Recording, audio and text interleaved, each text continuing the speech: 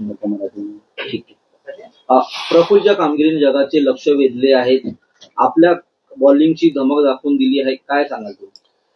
हा, त्यांनी जे मेहनत केली आहे 10-11 वर्षामध्ये त्याच्या जोरावर काय म्हणते बा त्यांनी जे काल प्रफुल्लने पहिल्याच ओव्हरमध्ये 3 विकेटा घेतल्या आणि जगाचं संपूर्ण लक्ष त्याच्याकडे होतं. काय काय कसं वाटलं तुम्हाला? खूप छान वाटलं. तुम्ही मॅच बघितली? बिलकुल. कशी होती कालची मॅच? खूप चांगली.